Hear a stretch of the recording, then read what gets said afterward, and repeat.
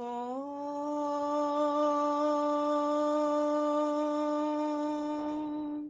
यो भूतं च भव्यं च सर्वं यश्चाधितिष्ठति स्वर्यस्य च केवलं तस्मै ज्येष्ठाय ब्रह्मणे नमः। तस्मै ज्येष्ठाय ब्रह्मणे नमः। ॐ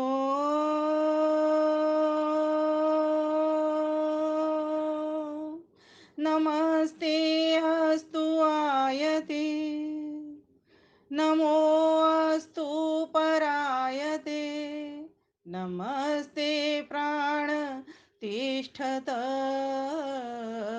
आसीनायोतते नमः। आसीनायोतते नमः।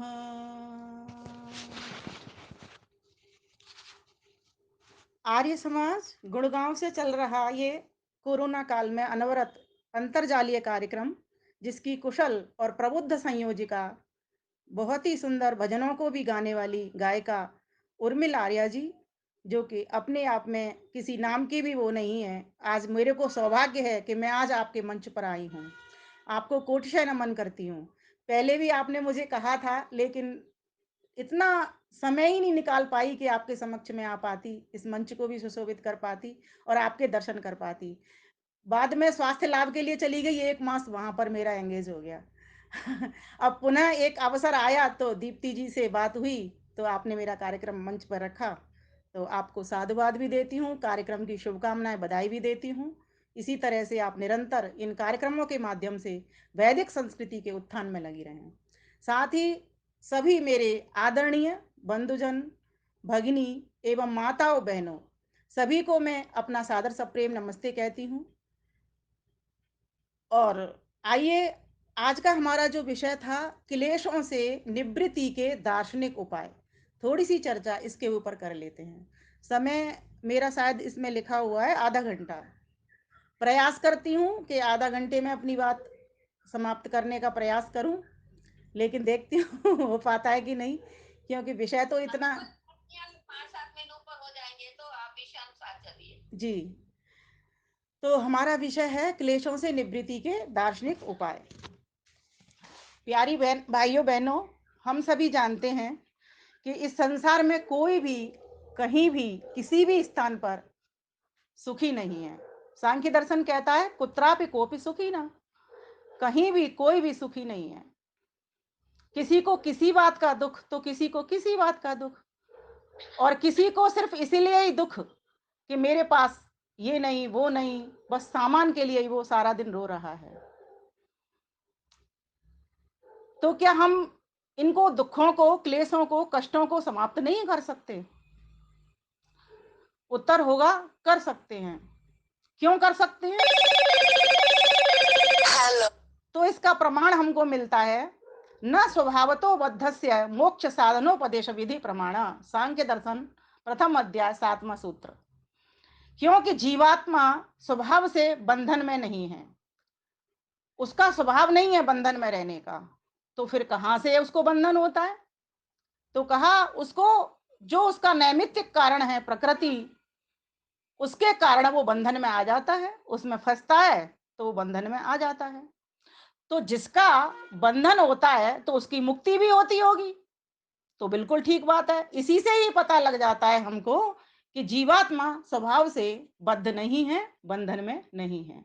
विषय थोड़ा सा कठिन है ये, लेकिन मैं सरल करने का इसका प्रयास करूंगी। हम सभी चाहते हैं कि हमको एक भी दुख नहीं चाहिए, हमें 100% सुख चाहिए। तो आपका उत्तर होगा जी, हम तो एक भी दुख नहीं चाहते। तो सांख्य दर्शन का प्रथम सूत्र ही कहता है, अथ त्रिविध दुख अत्यंत निवृत्ति अत्यंत पुरुषार्थ। उसके लिए हमको क्या करना पड़ेगा? अगर तीनों दुखों से, तीन दुख कौन से? आध्यात्मिक, आदि भौतिक और आदि दैविक। इन तीन प्रकार के दुखों को खत्म करने के लिए हमको, इन तीन प्रकार के दुखों से छुट्टी करने के लिए हमको अत्यंत पुरुषार्थ करना पड़ेगा। तो आप कहोगे पुरुषार्थ तो हमको अपने घर में भी कोई छोटे-छोटे काम होते हैं, उनके लिए भी करना पड़ता है। बिल्कुल करना पड़ता है, लेकिन थोड़ा कम करना पड़ता है। आपको कपड़े का अभाव है, कपड़ा लेने के लिए बाज़ार गए, चलने का इतना पुरुषार्थ किया, 1 घंटा भी लगाया, अपने रुपया भी खर्च किया, इतने पुरुषार्थ से आपको कपड़ा मिल गया। भोजन की इच्छा हुई, भोजन के लिए आप गेहूँ लाए, आटा पिसवाने गए, आपने आटा गूँथा, रोटी बनाई, आपका पुरुषार्थ हो गया, आपका काम हो गया। लेकिन यहाँ पर सूत्रकार क्या कह रहा है, सांख्य दर्शन, वो कहता है इन सभी क्लेशों से आप जब छूटना चाहते हो, तो इनके लिए आपको अत्यंत पुरुषार्थ करना पड़ेगा। इतना अधिक पुरुषार्थ करना पड़ेगा, प्रातः काल से लेकर के शयन पर्यंत आपको ईश्वर की उपासना में, ध्यान में ही लगना पड़ेगा। इससे पहले हम थोड़ा-सा दुखों के ऊपर भी चर्चा करेंगे, क्योंकि जो विषय है ना, क्लेशों से निवृत्ति के दार्शनिक उपाय। क्लेश क्या है? तो क्लेश हैं, कष्ट हैं, दुख हैं, ताप हैं, पीड़ा है, कठिनाइयाँ हैं, विपरीत परिस्थितियाँ, ये सभी की सभी दुख हैं। और दुख का तो नाम ही होता है, ख माने इंद्रिय, दो माने जो कि विपरीतता है आपकी। इंद्रियों की जो हमारी विपरीतता है, प्रतिकूलता है, जो इंद्रियों को अच्छा नहीं लगता, जिससे इंद्रियों को कष्ट की अनुभूति होती है, वही दुख होता है। दुख हमारा एक प्रकार का दुख कहलाता है, जो इंद्रियों की प्रतिकूलता। और दुख 2 प्रकार का भी है, शारीरिक दुख और मानसिक दुख, शारीरिक पीड़ा और मन की पीड़ा। दुख 3 प्रकार का भी होता है, दर्शनकार जैसे कह रहा है, त्रिविध दुख दुख। आध्यात्मिक दुख, अपने आप से दुखी होना, भौतिक आदि भौतिक दुख, भूतों से मिलने वाला दुख, प्राणियों से मिलने वाला दुख, जीवों से मिलने वाला, अन्य जीवों से मिलने वाला दुख। शरीर आदि को चोट में लग गई आपको, तो भी आप दुखी हो जाते हो। और आदि दैविक दुख, देवों से मिलने वाला दुख, दैवीय प्रकोप हो, आंधी हो, तूफान हो, बाढ़ हो, भूकंप हो, ये सभी आदि दैविक दुख होते हैं। अकाल हो, अतिवृष्टि हो, अनावृष्टि हो, ये सभी की सभी आदि दैविक दुख होते हैं। दुख 4 प्रकार के भी होते हैं। अभी दुख खोल रही हूं आपके समक्ष। दुख 4 प्रकार के भी होते हैं। बोले वो कौन से होते हैं? तो बोले वो परिणाम ताप संस्कार गुण वृत्ति विरोधाच दुखम एव सर्वम विवेकिनः। जो विवेकी लोग होते हैं, वे संसार के प्रत्येक पदार्थ के भीतर, हर पदार्थ के भीतर दुख देखा करते हैं। इसीलिए वो वैराग्य को प्राप्त कर लेते हैं। हम संसारी जीव कैसे हैं, हम सामान्य जीव कैसे हैं, जब तक कि हम योगी नहीं हुए, एक विशेष स्तर को प्राप्त नहीं हुए, स्थित प्रज्ञ नहीं हुए, तब तक हम इस संसार में ही सुख देखते रहते हैं। इसलिए हम जो पुरुषार्थ करते हैं, वो ध्यान देना, दुखों की निवृत्ति के लिए नहीं करते, मात्र एक सुख की प्राप्ति के लिए करते हैं। भूल कहाँ होती है? जिन साधनों से हमें दुख और सुख दोनों मिलते हैं, उन्हीं साधनों को जुटाने में हम लग जाते हैं।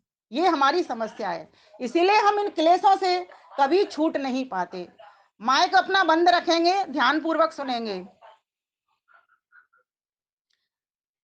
ध्यान पूर्वक सुनेंगे, माइक बंद रखेंगे अपना। ओम ओम ओम, माइक बंद करेंगे जी। हाँ जी, हाँ जी। अब सुनिए, तो दुखों से छूटने के लिए क्या करेंगे? दुख 4 प्रकार के भी होते हैं। एक परिणाम दुख, जो कोई आपने काम किया उसका परिणाम आपको प्राप्त हुआ, ठीक।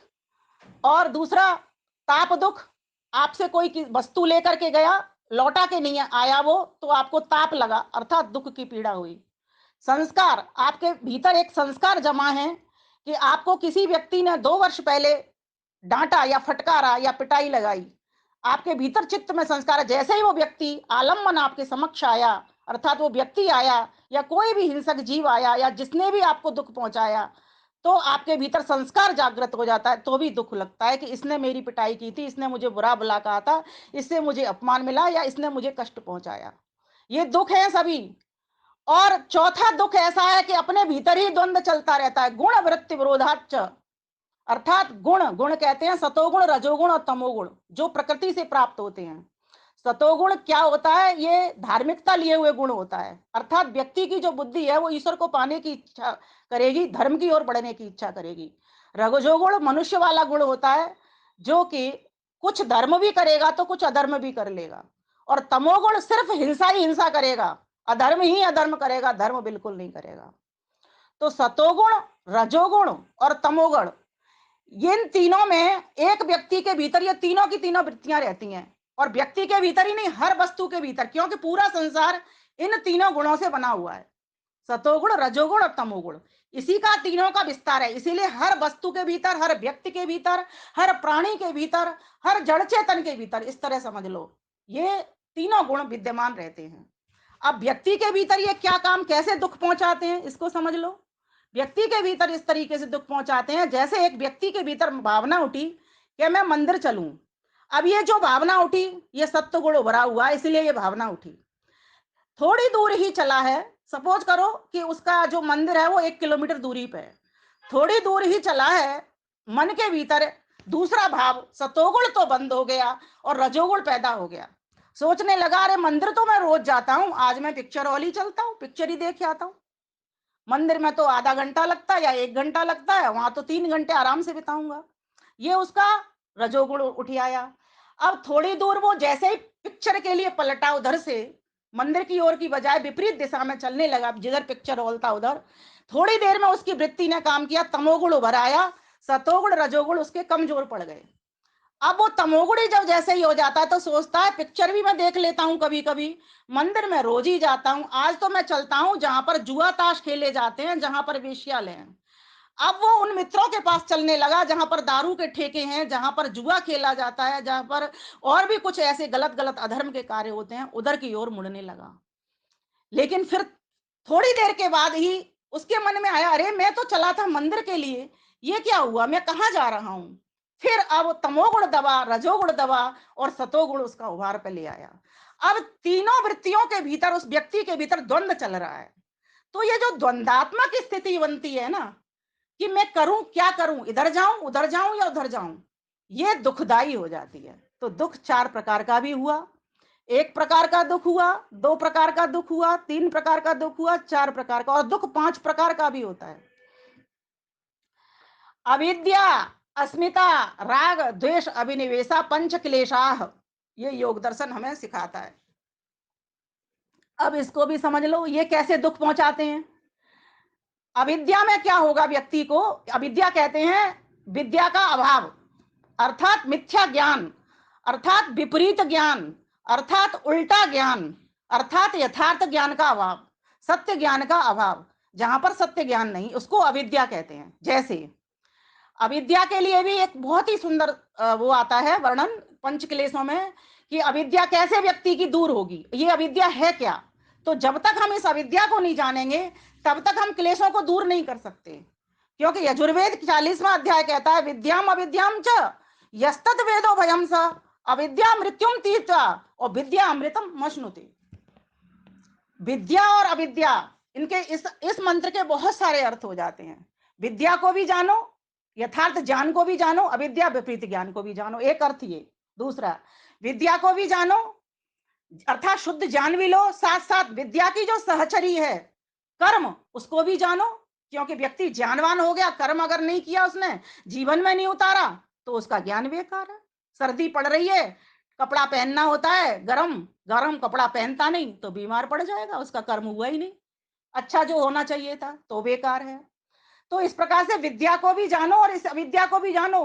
अगर तुम इस अविद्या को जानोगे, अर्थात कर्म में उतार लोगे उस ज्ञान को, तब तो क्या करोगे, इस भवसागर से तर जाओगे, मृत्यु को पछाड़ दोगे, मृत्यु को पीछे कर दोगे, अमर हो जाओगे। और विद्यावान हो जाओगे तो क्या हो जाएगा, अमृत की प्राप्ति हो जाएगी, आनंद की प्राप्ति हो जाएगी। और यही करने का हमारा लक्ष्य है। अत्यंत दुखों से निवृत्ति करने के लिए आए हैं और सुखों में प्रवृत्ति करने के लिए, अर्थात सर्वाधिक सुख। अच्छा एक बात बताइए, सर्वाधिक सुख हमें किसी वस्तु से मिलता है क्या यहाँ पर संसार में, तो आप कहोगे नहीं मिलता। आप पति के ऊपर सोचिए, पति से हमें सर्वाधिक सुख मिला है, तो आप कहोगे नहीं, कभी सुख मिलता है तो कभी दुख मिलता है, कभी प्यार मिलता है, लाड़ मिलता है, तो कभी डांट फटकार भी मिल जाती है ना, मिलता है ना। तो इसका मतलब क्या हुआ कि संसार की जितनी भी चीजें तुम जिनको सबसे अधिक प्रिय कहते हो, पुत्र पुत्रियां भी देखो, जिनको हम सबसे अधिक प्रिय कहते हैं, क्या उनसे सर्वाधिक सुख मिलता है, नहीं मिलता। कभी वो बात मानते हैं तो प्रिय लगते हैं, कभी वो बात नहीं मानते तो अप्रिय लगते हैं, है ना, तो भी हमें उनसे नहीं मिलता। लेकिन एक वस्तु ऐसी है, एक तत्व ऐसा है कि जिससे आपको एक बार अगर आप बैठना प्रारंभ होगे तो सुख दिनों दिन बढ़ता चला जाएगा। और इसीलिए उसको जब व्याहृति हम बोलते हैं भू, तो उसे प्राणों से भी प्रिय कहा जाता है। मतलब व्यक्ति को सर्वाधिक प्रिय अपने जितनी संसार की वस्तुएं हैं उन सब में अपने प्राण प्रिय होते हैं, लेकिन ईश्वर के लिए क्या कहा जाता है? प्राणों से भी प्रिय। इसके पीछे कोई मतलब है, कोई महत्व है इस बात का कहने का?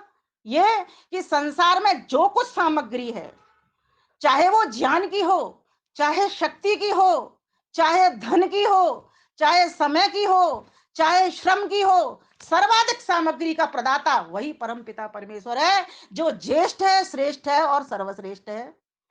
जब व्यक्ति को यह समझ में आ जाती है कि वो कौन सी वस्तु है, तो फिर वो क्या करेगा? क्लेशों की निवृत्ति के उपाय सोचेगा।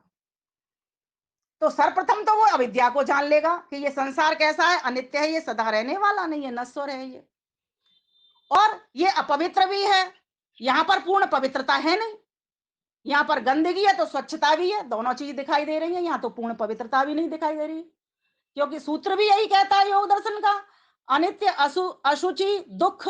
और यहाँ पर दुख से भरा हुआ है, हर सुख के पीछे चार प्रकार के दुख जो अभी मैं बता रही थी वो मिले हुए रहते हैं। परिणाम, ताप, संस्कार, गुण, वृत्ति, विरोध, ये चार दुख मिले रहते हैं। अब इन दुखों को व्यक्ति हटाएगा कैसे? जब इसमें जान लेगा कि संसार में ये अनित्य संसार है, इसमें नित्य परिवर्तन हो रहा है। आप देखते हो ना परिवर्तन, ये जो शरीर है, ये शरीर संसार की चीजों से ही तो बना है, जिनसे संसार बना है, इसमें नित्य परिवर्तन हो रहा है। और संसार की भी जितनी भी वस्तुएं हो रही हैं वहां भी आपको परिवर्तन दिखाई दे रहा है, सदा समान नहीं दिखाई दे रही है ना। पेड़ पौधों को देखो, अपने शरीर की अवस्थाओं को देखो, छोटी होती हैं, बीज होता है, बीज रूप से अंकुर फूटता है, अंकुर से पौधा बनता है, पौधे से फिर और वृक्ष बन जाता है। ऐसे ही ये शरीर भी है, बचपन होता है, यौवन आता है, फिर बुढ़ापा आता है, फिर जरा अवस्था आती है। वो एक अलग बात है, आज ये सब कुछ नहीं आ रहा। वो एक अलग बात है कि अब दुख में संसार में इतना अधिक बढ़ गया, इतनी अधिक बीमारियां बढ़ गई, इतने अधिक रोग बढ़ गए, इतने अधिक दुख बढ़ गए। इसीलिए मैंने ये विषय लिया कि अगर आप चाहते हो इन दुखों से छूटना, दुखों से अत्यंत पार जाना, तो इस विद्या को भी जान लो और अविद्या को भी जान लो। यही है तुमको पार लगाने की वस्तुएं। स्वयं को भी जानो, संसार को भी जानो, अर्थात स्वयं को जानो, अपने शरीर को जानो, और स्वयं जिस शरीर के भीतर बैठा हुआ है, जो गाड़ी का प्रदाता है, उस परमपिता परमेश्वर को भी जानो। इन्हीं तीन तत्वों को जान लो। जिस दिन इन तीन तत्वों को जान लोगे, उस दिन आपका बेड़ा पार हो जाएगा, क्लेशों से निवृत्ति हो जाएगी। लेकिन सिर्फ जानने से भी नहीं होगा, इसीलिए कह दिया अविद्या मृत्युम तीर्थया विद्या अमृत मसनुते। दोनों काम करने पड़ेंगे आपको, कर्म में भी डलना पड़ेगा और शुद्ध ज्ञान भी लेना पड़ेगा। तो आगे चलते हैं। क्लेश को समझ लिया अब हमने, अब इनसे निवृत्ति के जो उपाय हैं उनकी ओर हम बढ़ते हैं। 1/56 सांख्य दर्शन में आता है, पेन कॉपी है, विदुषी बहनें यहाँ पर बैठी हैं, वो नोट कर सकती हैं, आपके भी काम की चीज है। नियत कारणता तदुच्छित्ति ही ध्वांतवत, इसको मिटाने का एक ही उपाय है, जो कि अविवेक का जो विरोधी कारण है उसको सामने प्रकट कर दिया जाए। कैसे? ध्वांतवत, अर्थात अंधकार की तरह। जैसे अंधकार को प्रकाश नष्ट कर देता है, छिन्न भिन्न कर देता है, ठीक इसी प्रकार से अविद्या को समाप्त करने के लिए इस विद्या को लेकर के आए। तो अविद्या को समझ लिया हमने कि अविद्या क्या है। जो संसार है वो अनित्य है, संसार है उसमें अपवित्रता है, संसार है उसमें दुख भरा हुआ है, और संसार है वो जड़ है, अनात्मसु, अनात्म है, आत्मा नहीं है। और इसको क्या समझ रहा है व्यक्ति? इसी को उल्टा करके समझ रहा है। क्या समझ लेता है इसको? संसार में तो बहुत दुख भरा हुआ है, संसार तो विद्या से प्रकाशित हुआ पड़ा है ना, और संसार तो जड़ नहीं है, चेतन है। इसका उदाहरण बताती हूँ। आप कहोगे हम तो समझते हैं जी, समझते हैं। अगर समझते होते तो क्लेशित रहते ही नहीं। व्यक्ति क्या करता है अविद्या के बाद, इसीलिए कहा गया अस्मिता। ये पंच क्लेश है ना, यही पंच क्लेश अगर किसी ने समझ लिया तो समझ में आ जाएगी सारी दुनिया। अस्मिता, अस्मि माने हूं, मैं ये हूं, मैं रूपवान हूं, मैं धनवान हूं, है ना, मैं बुद्धिमान हूं, मैं ज्ञानवान हूं, है ना। इस प्रकार का जब भाव व्यक्ति ले आता है, यही तो अविद्या है उसकी, जो अस्मिता का कारण बनती है। अविद्या क्षेत्र मुतरेशम प्रसुप्त तनु विच्छिन्न उदाहरणम, ये भी योग दर्शन का ही सूत्र है। तो कहा गया कि अगर इस बात को हम समझ लेंगे कि ये क्लेशों की निवृत्ति के लिए कि कौन कौन सी अवस्था वाले व्यक्ति सामान्य होते हैं और कौन कौन से अवस्था वाले व्यक्ति विशेष होते हैं, योगी होते हैं, तो कहा ये चार अवस्था वाले व्यक्ति जो होते हैं वो मेरे जैसे सामान्य होते हैं। कौन कौन से? प्रसुप्त, उन्हीं को अविद्या पकड़ती है, उन्हीं को अस्मिता क्लेश आ जाता है, क्योंकि वो बुद्धि के अपने आप को बुद्धि समझ रहा है। जैसे एक व्यक्ति चारपाई पे बैठ जाए और वो कहने लगे जी मैं चारपाई हूं, तो आप लोग हंसोगे। ठीक इसी प्रकार से व्यक्ति ने स्वयं आत्मा होते हुए भी, इंद्र होते हुए भी अपने आप को शरीर समझ लिया। जो मन बुद्धि उपकरण है हमारे, करण अर्थात साधन, जो हमारे साधन हैं, किसके? आत्मा के साधन हैं, जिनके कारण हम संसार का ज्ञान लेते, ईश्वर का ज्ञान लेते, उसी को ही हम आत्मा समझ बैठे, उसी को ही हम चेतन समझ बैठे। यही तो दुख का कारण है। इसीलिए अविद्या से ही ये अस्मिता पैदा हो गई, और इस अविद्या से ही राग पैदा हो जाता है। व्यक्ति सोचता है मेरा पुत्र, मेरा पति, मेरी पत्नी, मेरी पुत्री, मेरी ये सारी धन दौलत, मेरा सब किया हुआ ये कार्य मैं ही करता हूं, सब कुछ को अपने आप को समझ बैठा है, फिर उनसे राग कर लेता है। इसलिए क्या कहता है दर्शनकार? सुखानुसई राग, जहां जहां से उसको सुख मिलता है वहां वहां उसको राग हो जाता है। पुत्र से सुख मिलता है, मिलते सभी से क्षणिक सुख है। संसार के सभी सुखों में क्षणिक सुख है, किसी में पूरा पूरा सुख नहीं है। ये बात पक्की बांध करके बैठ जाना, और माइंड सेट पहले से ये करके रखना, जो पुत्र तुम्हें अभी सुखकारी लग रहा है, प्रिय लग रहा है, हो सकता है कल आपको वो गलत बात भी बोल दे, अप्रिय भी आपको लगने लगे। जो व्यक्ति इसको पहले से ही माइंड सेट करके चलता है कि जिनके ऊपर हम अपेक्षाएं कर रहे हैं, इसलिए तो कहा गया, विद्वान लोग कहते हैं जो अपेक्षाएं होती हैं वे ही दुख का कारण होती हैं, उनसे ही व्यक्ति को दुख मिला करता है। इसलिए व्यक्ति को जब ये समझ आ जाती है, जब उसके अंतर आत्मा में ये विद्या का प्रकाश हो जाता है, तो सारे क्लेश दूर भाग जाते हैं। इसलिए इस अपेक्षा से बचो, किसी से भी अपेक्षा मत लगाओ, अपने हाथों पर विश्वास करो, अपनी बुद्धि पर विश्वास करो, अपने मन पर विश्वास करो, अपने पैरों पर विश्वास करो, अपने शरीर पर विश्वास करो। ये विश्वास करो, हमेशा के लिए विश्वास नहीं, ये शरीर हमेशा रहने वाला नहीं है, लेकिन जितने दिन के लिए ये साधन मिला है इसको मजबूती के साथ चलाऊंगा, और इसमें रहने वाला मैं जीवात्मा समस्त दुखों से छूट करके और परमपिता परमेश्वर को प्राप्त कर लूंगा, पूर्ण सुखों को प्राप्त कर लूंगा, जिसके पास के पूर्ण सुख है। ये व्यक्ति कब करता है? लेकिन जब व्यक्ति को यह समझ में आ जाता है ये संसार जो है क्षणिक है, अनित्य है, असुच है, जड़ है, ये चेतना यहां पर नहीं है। चेतन से चेतन ही मिल सकता है, और जो बीच में व्यवधान आ रहा है वो मात्र प्रकृति का आ रहा है। इसीलिए जब ये बात समझ में आ जाती है तो व्यक्ति क्लेशों से छूटने का उपाय सोच रहा होता है कि क्या है क्लेशों से छूटने का उपाय। तो कहा एक तत्व अभ्यासम, एक तत्व का अभ्यास करो, तत्प्रतिषेधार्थम एक तत्व अभ्यास। ये योग दर्शन 1:32। उस किसको? विरोधी कारण अविद्या को हटाने का एकमात्र उपाय एक तत्व का अभ्यास, तस्य वाचक प्रणव।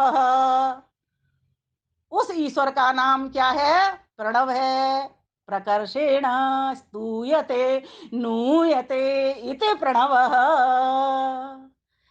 जिसको सभी लोग भज रहे हैं, जिसकी सभी स्तुति कर रहे हैं, पेड़ पौधे पक्षी जीव जंतु सभी तो उसी का गुणगान कीर्तन करने में लगे हुए हैं। जिस दिन हमारे पास ये चीज आ जाएगी, तद जप तदर्थ भावनम, निरंतरता के साथ, स तो दीर्घ काल निरंतर सत्कारा सेवितो दृढ़ भूमि, निरंतर एक तत्व का अभ्यास करते चलो तो आपको पूर्ण सुखी हो जाओगे। इतना सरल उपाय, इतना छोटा उपाय व्यक्ति से नहीं हो रहा।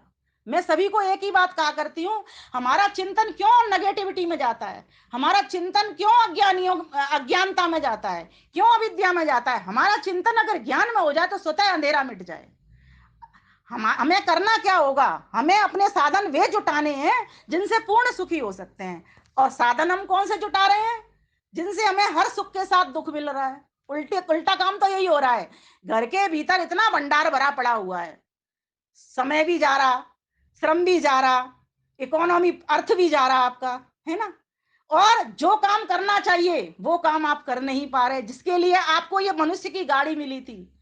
हे नर अब तो जन्म सुधार, मिली तुझे ये सुंदर गाड़ी, करने को उद्धार है नर अब तो जन्म सुधार। ये गाड़ी है बड़ी निराली, मन पंखों से उड़ने वाली, मुक्त गगन में विचरण करती, इसके आगे फीकी है सब टाटा बिड़ला कार रे नर, अब तो जन्म सुधार। ये गाड़ी तो हमको मिली ही उस प्रभु को पाने के लिए है। और अगर इस गाड़ी में रह करके भी हमने उन क्लेशों को हटाने के लिए उपाय नहीं अपनाए, तो हमारे लिए तो फिर मैं कहती हूँ मर जाना ही ठीक है। आए जैसी की जैसी चदरिया हमने फोल्ड करके रख दी, बस इतना ही तो हुआ। लेकिन ईश्वर ने तो हमारे पुण्य कर्मों का हमको इतना सुंदर फल दिया, ये मनुष्य की गाड़ी दी और कहा। और देखिए और भी कृपा कितनी बड़ी की, ऋषि मुनियों को पहले पूर्व ज्ञान दे दिया हमसे पहले, हम सामान्य व्यक्तियों से पहले विशेष लोगों को ज्ञान दे दिया कि आप अपनी संतानों को पढ़ाओ, दिव्य बनाओ और मेरे पास लेकर के आ जाओ। ये भी बहुत बड़ी कृपा की। आज अगर हमारे पास वेद नहीं होते, शास्त्रों का ज्ञान नहीं होता, तो आज हम किस तरीके से ऐसे वार्ता व्यवहार दार्शनिक क्षेत्र में कर पाते, नहीं कर पाते। इसीलिए ईश्वर ने तो कितनी बड़ी कृपा की कि हम अपने इन क्लेशों को दूर कर पाए। अब देखिए और कैसे उसको हम दूर कर सकते हैं। तो आप एक बात करिए, एक तत्व का आप अभ्यास कर रहे हो, ठीक, लेकिन हमारे कुछ संस्कार ऐसे जमे हुए होते हैं, वो वापस वापस उस एक तत्व में ध्यान लगाते हैं, बीच बीच में कुछ विघ्न बाधाएं आती हुई चली जाती हैं, आती हैं ना, सभी के साथ आती हैं। आप ध्यान करने के लिए बैठ गए हो, 1 घंटा सुबह करते हो, आप में से सभी करते होंगे संध्या, तो मुझे लग रहा है कोई कोई नहीं करते होंगे, तो वो ये प्रण करें कि मैं संध्या नित्य प्रति करूंगा। और हमारे यहाँ तो शास्त्रों में 2 बार का विधान है कि 2 बार हम संध्या करें, ठीक। संध्या करने से क्या होगा, आपका मन पवित्र होगा, एकाग्र होगा। और एक बात ध्यान देना, एकाग्र चित्त जब व्यक्ति का हो जाता है ना, तो वो सुखों की ओर बढ़ रहा होता है। आज हमको एकाग्र चित्त नहीं करना आ रहा, हम चलते हैं रास्ते में, हमारा ध्यान लेने के लिए चले थे कपड़ा, और पहुंच कहाँ गए, जो जो सामान दिख रहा है वहीं वहीं हम बढ़ते चले जाते हैं। तो ये क्या हो रहा है, ये जो चंचलता है, ये जो रजोगुण है, जो वायु की तरह हमको बहा रहा है, यही हमारे दुख का कारण बन जाता है। लक्ष्य पर हम नहीं टिकते। आए थे हर भजन को, आए थे हर भजन को ओटन लगे कपास। भगवान का भजन करने के लिए मनुष्य की गाड़ी मिली थी, और क्या करने लगे, ओटन लगे कपास, और कपास बनाने लगे, रुई की बत्तियां बनाने लगे, बस इतना ही सा हमारा काम रह गया, और इससे अधिक कुछ भी नहीं। तो हमारे हमें अगर छूटना है तो क्या करेंगे, जो विघ्न बाधाएं हमारे एक तत्व के बीच में आती हैं उनको हम हटाते चले जाएंगे। उनको हटाएंगे कैसे, तो उनको भी समझ लो कि क्या क्या बाधाएं आ जाती हैं, क्या क्या विघ्न आते हैं हमारे बीच में, जब हम उस ईश्वर को भजना चाहते हैं, उस ईश्वर को 100% जिससे सुख होते हैं, उस सुखी को स्वर्य से च केवलम, एक ही मात्र ईश्वर है, एक ही तत्व है जिसमें 100% सुख है। ये हम सभी जानते हैं, लेकिन उसका उपाय हमको नहीं मिलता। तो उसका उपाय करने के लिए आप पहले तो उन बाधाओं को देखो। जैसे एक घर में आपको लगता है कि हमारा घर सुरक्षित रहे, तो आप ताला डाल देते हो, डालते हो ना, जैसे कोई चोरी ना कर पाए, फिर आप निश्चिंत घूमते हो। इसी प्रकार से आप ऐसा काम करिए कि आप देखिए कौन कौन विघ्न है, कौन कौन चोर हैं जो आते हैं मेरे समक्ष मेरे घर का सामान चुराने के लिए, कौन कौन आतंकवादी हैं, कौन कौन डकैत हैं जो लूटपाट करने के लिए आते हैं। तो सोचिए कौन कौन है, तो आपको निकलेगा आपके पास ही वे मौजूद हैं, वे कारण। आप अचंबा कर रहे होंगे कि हमारे पास कौन से कारण वे मौजूद हैं। तो आइए समझ लेते हैं। पहला है व्याधि, हम रोगी हैं, हमारी धातुओं में विषमता है। सप्त धातु हमारी होती हैं, सब में विषमता है, मांस मेद मज्जा रक्त अस्थि वीर्य, ये सब में हमारी विषमता है, कोई संतुलित नहीं, कोई ठीक नहीं। इसीलिए पहला कारण यही है, कमर सीधी नहीं होती। कैसे करूं तेरा और ध्यान मेलते भरी अटारी है, कैसे करूं प्रभु गुणगान मेलते भरी अटारी है। कैसे करूंगा जब मेरा शरीर ही ठीक नहीं है, व्याधियां भरी पड़ी हुई हैं, इंद्रियां ठीक नहीं है, रस ठीक नहीं है, धातु विकृत पड़ी हुई है, मैं कैसा तेरा प्रभु ध्यान करूंगा। तो सबसे पहले इस व्याधि को हटा दीजिए। दूसरा त्यानम, अर्थात सत्य कर्मों में अरुचि। तो क्या करना होगा, सत्य कर्मों में रुचि करनी बढ़ानी पड़ेगी। जो जो सही कर्म है, जो जो वेद का आदेश है, उन उन कर्मों को हाथ में लेना पड़ेगा। तो जब उन कर्मों को लेंगे तो दुखी होंगे ही नहीं। व्यक्ति अधर्म करता है, पाप करता है, हिंसा करता है, मन से, वाणी से, विचारों से, कर्म से, तो जाकर के ध्यान कहाँ लगेगा भाई। अभी आपका 1 घंटे पहले किसी से झगड़ा हुआ, आप बैठ गए, मेरा समय हो गया, 7 बज गए, 6 बज गए संध्या करने के लिए। जब आप बैठ गए तो आपके ध्यान में कौन आएगा? वो एक तत्व आएगा जिसका आप अभ्यास कर रहे थे, या वो झगड़े वाला आएगा? झगड़े वाला आएगा ना। और अगर आपके साथ में कोई बैठ करके प्रेम युक्त वार्ता कर गया और अच्छे काम को कर गया, जप की बात कर गया, जी मैं तो 1 माला रोज जप करता हूं, तो आपके मन में क्या होगा? उसी तरीके के विचार उठेंगे। तो सत्य कर्मों में जब आप प्रीति करोगे ना, तो कष्ट अपने आप हट जाएंगे। एक तत्व का अभ्यास आपका होता चला जाएगा। तो व्याधि को हटाइए, रोगों का, अपने शरीर का परीक्षण कराइए, जांच कराइए, जो रोग निकलते हैं उनकी दवाई कराइए। दवाई करा के अपने आप को फिट करिए। जैसा भोजन आपको डॉक्टर बताता है या आपको और कहीं से सलाह मिलती है, अच्छी सलाह मिलती है, सत्य सलाह मिलती है, उसको मानिए। व्याधि को हटाइए, सत्य कर्मों में, धर्म कर्मों में, यथार्थ कर्मों में रुचि रखिए, प्रीति रखिए। और संशय, क्योंकि व्यक्ति संशय करेगा ना, तब भी एक तत्व का अभ्यास नहीं कर सकता। क्या संशय? ईश्वर साकार है या निराकार है? अगर आपको इसी बात का नहीं पता चल रहा, तो जिस एक तत्व निराकार का चिंतन करने के लिए आप चले हो, तो कैसे करोगे? नहीं होगा, क्योंकि आप तो संशय में हो। क्या उसको मूर्ति में देखूं, या मैं पूरे ब्रह्मांड में उसके निराकार रूप को देखूं? इसी बात में सोच पड़ा, क्या वो चेतन है या वो जड़ है ना? इस तरह से संशय में बना रहेगा। संशय वाला व्यक्ति भी एक तत्व का अभ्यास ठीक प्रकार से नहीं कर सकता। तो व्याधि को हटाओ, ज्ञान को हटाओ, अर्थात मिथ्या ज्ञान को हटाओ, मिथ्या कर्म को हटाओ, और संशय को भी हटा दो। और चौथी बात है प्रमाद।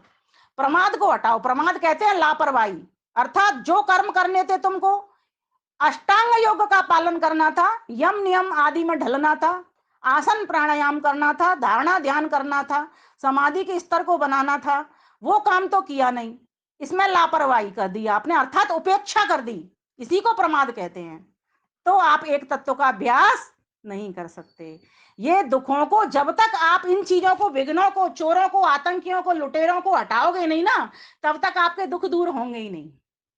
दुख दूर तभी होंगे, एक तत्व का अभ्यास करेगा, सीधा सा फंडा है। और एक तत्व का अभ्यास तभी हो सकता है जब आपकी जो बाधाएं, जो विघ्न है, वे हट जाएंगे। तो इन अंतरायों को हटाना बहुत जरूरी है, इनका अभाव, इनसे दूरी, इनकी कमी करना बहुत जरूरी है। तब जाकर के उसका एक एक अभ्यास में लगेगा, एक तत्व में अभ्यास होगा। फिर आगे का कहा गया आलस्यम। और आलस्य, आप बैठे हो भजन करने के लिए, एक झपकी मार आए, 2 झपकी मार आए, इतना आलस है, चलो जी रोज करते हैं, आज छोड़ दो, या कम कर लो, या जल्दी जल्दी स्पीड में कर लो, ये तो रोज ही करते हैं हम भजन। तो तो भी आपका एक तत्व का अभ्यास अच्छा नहीं हो रहा है। सातु निरंतर, या लगातार करना पड़ेगा। तद जप तदर्थ भावनम, एक भावना बना करके, उसका सम्यक अर्थ सोच करके आपको उस ईश्वर को देखना पड़ेगा, तब जाकर के होगा। सही सही उसका ज्ञान लेकर के होगा। स्वयं को भी जानो, मैं एक आत्मा हूं, मेरे गुण हैं, इच्छा, द्वेष, प्रयत्न, सुख दुख, ज्ञानानि आत्मनोलंग लिंगम। मैं इच्छा करने वाला हूं, मैं ही प्रयत्न करने वाला हूं, मैं चेतना हूं, अर्थात मैं चेतन आत्मा हूं, और मैं ही कर सकता हूं जो कर सकता हूं वो। क्योंकि आत्मा के स्वतंत्र सत्ता है अपनी, जैसे ईश्वर एक स्वतंत्र सत्ता है, वैसे आत्मा भी एक स्वतंत्र सत्ता है। और प्रकृति परतंत्र है, ईश्वर के वश में है। इसीलिए प्रकृति को पकड़ करके, सतोगुण रजोगुण को पकड़ करके, तमोगुण को पकड़ करके ईश्वर इस सार विशाल ब्रह्मांड को बना देता है। जीवात्माओं को भी चदरिया उड़ा देता है, और ब्रह्मांड का भी पूरे का निर्माण करता है। पिंड को भी बना देता है और ब्रह्मांड को भी बना देता है। तो इन चीजों को समझो, जानो, और आलस्य को छुड़ाओ। क्योंकि ये आलस्य से बड़ा कोई लुटेरा नहीं, इससे बड़ा कोई चोर नहीं। इसलिए आलस्य को हटाओ। आलस्य को हटाने के लिए बहुत सारी चीजें हैं। कि आपका अगर मन, आपका अगर प्रेम पिक्चर हॉल में जाने का है 3 घंटे का, तो आपको कितना भी आलस्य आ रहा हो, आप चल देते हो। जब आपको ये पता लग जाएगा ईश्वर में ही सर्वाधिक सुख है, 100% सुख है। अगर आज मैं ध्यान में नहीं बैठी, अगर आज मैंने उस एक तत्व को निरंतरता के साथ नहीं जपा, लयात्मक ज्ञान के द्वारा नहीं जपा। एक और बात ध्यान रखना, ध्यान हमेशा ज्ञान युक्त होना चाहिए। तत्र प्रत्यय एक तानता ध्यानम। अगर आपने उस एक तत्व का अभ्यास करना अज्ञानता के वश किया तो आपको लाभ मिलने वाला नहीं है। उसके स्वरूप को जान करके ही आप ध्यान करना। किसी भी वस्तु के आकार प्रकार को जान करके ही खोज की जा सकती है, और ध्यान मात्र एक खोज है और समाधि समाधान। तो जब आप एक तत्व का अभ्यास करने के लिए चले हो तो उसका ध्यान ज्ञान युक्त होना चाहिए कि ईश्वर कैसा, उसके गुण कर्म स्वभाव। ऋषि दयानंद सरस्वती ने इतना बड़ा उपकार किया। प्रिय बेटी दीप्ति ने जो भजन सुनाया था ऋषि दयानंद का, बहुत सुंदर था वो। वास्तव में अगर वो नहीं आते तो वो एक प्रतिमा बना के दे गए हमको। ईश्वर सच्चिदानंद स्वरूप निराकार सर्वशक्तिमान, एक पूरी प्रतिमा बना दिया ईश्वर की। उन गुणों को उस वक्त ध्यान में लाओ कि ईश्वर कैसा है। जब इस तरीके से आप ध्यान करोगे ना तो आपके चोर आपके पास आएंगे नहीं, एक सुरक्षा कवच आपका लग जाएगा। वो सुरक्षा कवच किसका होगा? ईश्वर का होगा। और उस ईश्वर को किस प्रकार से प्राप्त कर सकते हैं? तो कहा ईश्वर प्रधान के साथ से प्राप्त कर सकते हैं। ईश्वर प्रधान क्या है? तपह, स्वाध्याय, ईश्वर प्रधान क्रिया योग। जो आप कर्म करने के लिए योग कर रहे हो, अर्थात ईश्वर को प्राप्त करने के लिए ईश्वर से जुड़ना चाहते हो, तो कैसे जुड़ोगे? तपस्वी बनो। जिस तत्व को प्राप्त करना चाह रहे हो उसके लिए तपस्या करो। 1 घंटा बैठो, 2 घंटे बैठो। और अब आप कहोगे ये तो प्रैक्टिकल ही नहीं है। इस भागदौड़ की जिंदगी में 15 मिनट भी बैठ जाएं, चलो कोई बात नहीं, 15 बैठ जाओ, मैं तो कहती हूँ 5 मिनट बैठ जाओ। लेकिन 5 मिनट में ऐसा ध्यान करना, क्वालिटी का ध्यान करना। जैसे आजकल गेस्ट आते हैं, 5 मिनट में ही बहुत सारा आप उनका लाभ ले लेते हो, वो आपका लाभ ले लेते हैं। आजकल की बात तो ऐसा क्वालिटी का जब कर लो। लेकिन क्वालिटी का जब तो व्यक्ति तब करेगा जब क्वालिटी में उसका जीवन होगा, जिसमें सद्गुणों से भरा जीवन होगा। तो इसीलिए कहा गया एक तत्व का अभ्यास करने से पहले इन विघ्नों को हटा दो, इन चोरों को, आतंकियों को, लुटेरों को हटा दो। तो जाकर के आप एक तत्व का अभ्यास कर लोगे और समस्त दुखों से छूट जाओगे। पुरुषार्थ तो आपको करना ही पड़ेगा। फिर आगे चलते हैं। आलस्यम अविरति ही, वैराग्य का अभाव। देखो इसको ऐसे समझ लो, अविरति, अ माने अभाव, विरति माने विरक्ति, वैराग्य का अभाव, विरक्ति का अभाव। तो अब विरक्ति का जब अभाव होगा तब तो वैसे ही ध्यान नहीं लगेगा, वैराग्य तो उठाना ही पड़ेगा। ये सारा संसार है, जाने वाला है। जो नहीं जाता मैं हूं, मेरा परमात्मा है, और मेरा उद्देश्य उस परमात्मा को प्राप्त करना, सभी सुखों को, 100% सुखों को प्राप्त करना, एक भी दुख नहीं चाहना। जीवात्मा को, किसी भी जीवात्मा को, मनुष्य की ही नहीं, किसी भी आत्मा को, चाहे पशु की, पक्षी की, कोई भी मरना नहीं चाहता। सभी इस अभिनिवेश के लिए से ग्रसित हैं। सभी को मृत्यु का भय है, और मृत्यु को वही प्राप्त कर सकता है जिसको यथार्थ ज्ञान है और यथार्थ कर्म में उतरा हुआ है। वही व्यक्ति इस मृत्यु को लांघ सकता है और अमृत को प्राप्त कर सकता है, 100% सुखों को प्राप्त कर सकता है। तो उसके लिए क्या करे वो? भ्रांति दर्शनम, विपरीत ज्ञान, मिथ्या ज्ञान, अविद्या को हटा दे अपनी को। और अविद्या मैंने अभी आपको अच्छे से खोल के समझा दी है, और ये अविद्या ही है जो सभी चीजों की जननी है। अविद्या क्षेत्रम उत्तरेशम प्रसुप्त तनु विच्छिन्न उदाहरणाम। प्रसुप्त मीन्स सोया हुआ व्यक्ति। हम लोगों के क्या है, हम लोगों के संस्कार जो ज्ञान में लगे हुए हैं उनके संस्कार सोए हुए हैं। जैसे ही आलम्बन आएगा फिर जाग जाएंगे। तो हमें वो भी जगाने नहीं है, सोते ही रहे। हम तो ये चाहते हैं बुरे संस्कार सोते रहे, बुरी वासनाएं सोती रहें। हम तो उनको दबा के रखना चाहते हैं, तनु, और हम उनको कमजोर करना चाहते हैं, है ना, विच्छिन्न। और हम उनको डाइवर्ट, ध्यान को अज्ञान से, गलत ज्ञान से, या गलत बातों से, या हिंसक कर्मों से हम अहिंसक कर्मों की ओर बढ़ना चाहते हैं, है ना। और उदाहरण, और जो अभी आलम्बन आ रहे हैं, जैसे आप लोग मुझे दिख रहे हो, तो अभी मेरा क्या आलम्बन आ रहा है? आपसे मिलने का। मैं चाह रही हूं कि आपसे मुझे सुख की प्राप्ति हो रही, तो ये मेरा उबार हो रहा है, तो ये उदार हो गया। तो इस प्रकार से सामान्य व्यक्ति की ये 4 अवस्थाएं होती हैं। लेकिन एक अवस्था योगी की होती है, वो होती है दग्ध बीज अवस्था। उसमें क्या करेगा योगी? अपने जितने भी वासनाएं, संस्कार हैं, उनको भून देगा।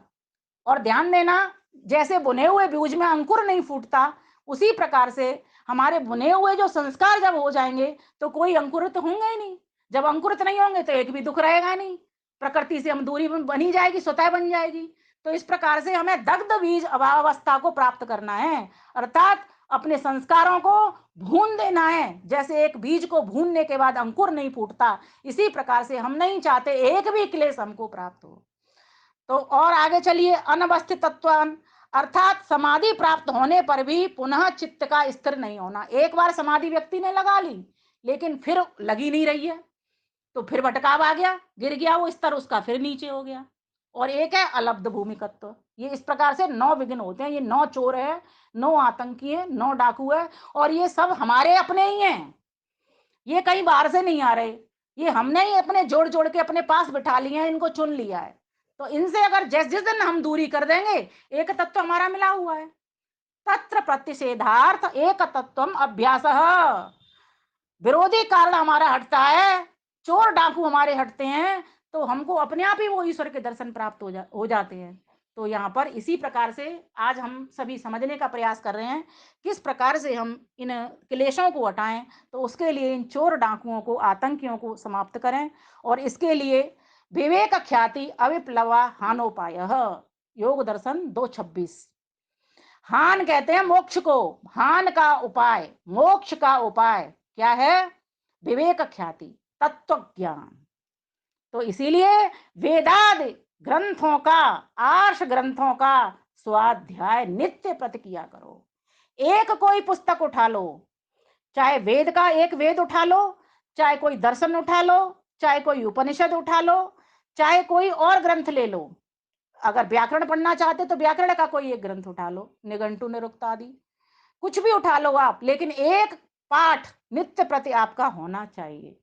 अगर व्यक्ति इन कार्यों को अपनाएगा, बहुत सारी बातें हैं मेरे पास, लेकिन समय तो 41 मिनट हो गए, समय मिला था 30 मिनट, और 41 मिनट हो गए, मुझे पता नहीं चलता, मैं बोलती चली जाती हूँ। अभी मेरे पास विषय इसमें से बहुत अधिक बचा हुआ है, यहीं पर समाप्त करना चाहूंगी, क्योंकि समय का मैंने 10 मिनट 11 मिनट अतिक्रमण कर लिया है। 3 मिनट का अतिक्रमण और कर लेती हूँ। चलिए एक भजन और बोल देती हूँ छोटा सा, क्योंकि व्यक्ति इस संसार में इतना फंस गया है, इसको छोड़ना ही नहीं चाहता। वो चाहता है कि चलो कोई बात नहीं, थोड़ी देर दुख मिला फिर सुख मिल जाएगा, फिर दुख मिला तब परेशान हो लेता है, फिर सुख मिल जाएगा। छोड़ के उस भगवान को तूने जग से प्यार किया, हीरा जन्म को तूने ओ बंदे यूं बेकार किया। आदरणीय सुमन गुप्ता जी सुना के गई हैं। हीरा जन्म को छोड़ के बंदे यूं बेकार किया, छोड़ के उस भगवान को तूने जग से प्यार किया, हीरा जन्म को तूने ओ बंदे यूं बेकार किया। मोह माया का जाल बिछाकर फंस गया तू ऐसे, तन करता ना उसमें फंसती है मकड़ी जैसे। मोह माया का जाल बिछाकर फंस गया तू ऐसे, तन करता ना उसमें फंसती है मकड़ी जैसे। जीवन का उद्देश्य है क्या, नहीं कभी विचार किया, छोड़ के उस भगवान को तूने जग से प्यार किया, हीरा जन्म को तूने ओ बंदे यूं बेकार किया। पाप कर्म करने से मिलता है दुख और संताप, जानता है इस बात को फिर भी करता है क्यों पाप।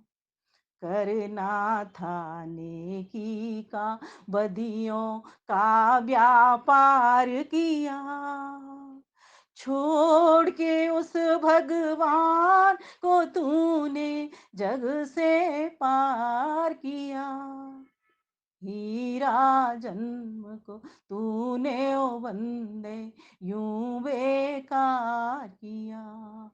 जीना है संसार में तो है सेवक ऐसे जी, विषयों का विष छोड़ प्रभु के नाम का अमृत पी। विषयों का विष छोड़ प्रभु के नाम का अमृत पी। करना था नेकी का बदियों का व्यापार किया, छोड़ के उस भगवान को तूने जग से प्यार किया। हीरा जन्म को तूने ओ बंदे यूं बेकार किया, यूं बेकार किया, यूं बेकार किया। इसीलिए इस अविद्या को मिटा दीजिए, इस मिथ्या ज्ञान को हटा दीजिए, क्योंकि दुख जन्म प्रवृत्ति दोष मिथ्या ज्ञानानाम उत्तरोत्तर पाए तदंतर पायादप वर्ग। न्याय दर्शन कह देता है कि अगर मिथ्या ज्ञान उठेगा तुम्हारा तो क्या हो जाएगा, आपकी प्रवृत्तियां समाप्त हो जाएंगी, अर्थात दोष समाप्त हो जाएंगे, राग द्वेष अभिमान क्रोध लोभ ये सब समाप्त हो जाएंगे। क्योंकि व्यक्ति इन्हीं के कारण तो जन्म पाता है, दुखी हो जाता है, और इन्हीं के कारण प्रवृत्ति सकाम कर्मों में पड़ जाता है। इस राग और मोह के कारण ही सकाम कर्म करता है, निष्काम कर्म नहीं करता वो। और इन्हीं के कारण ही जब मिथ्या ज्ञान से पहले मिथ्या ज्ञान हटेगा, फिर दोष हटेगा, फिर प्रवृत्ति हटेगी सकाम कर्म कर्मों की, और फिर उसके बाद में क्या हटेगा, दुख हट जन्म हट जाएगा। व्यक्ति जन्म क्यों लेता है, सकाम कर्म करता है, तो जन्म हट जाएगा, और जन्म हट गया तो दुख अपने आप ही स्वतः ही हट जाएंगे। ये हमको न्याय दर्शन बताता है, महर्षि गौतम ऋषि बताते हैं हमको। तो बताइए ऐसे ऋषि महर्षियों की हम बात को क्यों नहीं माने। ये हमारे पास शब्द प्रमाण है, तो शब्द प्रमाणों के आधार पर, कुछ अनुमान प्रमाण के आधार पर हम सभी उस परम पिता परमेश्वर का जो एक तत्व है, जिसमें पूरा पूरा सुख है, जिसमें एक भी दुख नहीं है, क्योंकि स्वयं भी वो क्लेश कर्म विपाकाशाई अपरामृष्ट पुरुष विशेषो ईश्वर, एक भी उसमें दुख नहीं है, ना क्लेश है, ना सकाम कर्म करता है विपाक, और ना सुख दुख के फल भोगता है, और ना जीवों जैसे उसके भीतर गुण हैं, उसके अपने ही अलग गुण हैं, परम चैतन्य है वो। तो बताइए, तो उसमें एक क्लेश कहां से होगा।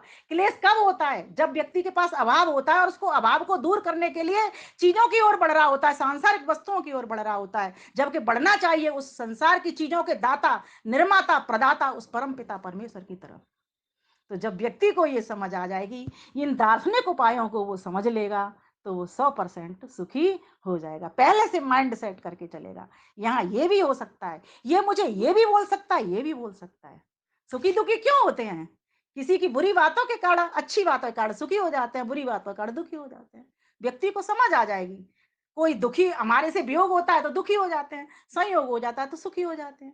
जब हमको ये बात पकड़ में आ जाएगी ये सब होगा ही होगा, क्योंकि इस संसार का जो धर्म है वो परिणामी अवस्था को प्राप्त होता है, और जो जीवात्मा का धर्म है अपरिणामी है, अप्रतिसंक्रमा है, इसमें कोई न मरना न घटना न बढ़ना कुछ होता नहीं, ये शुद्ध स्वरूप है।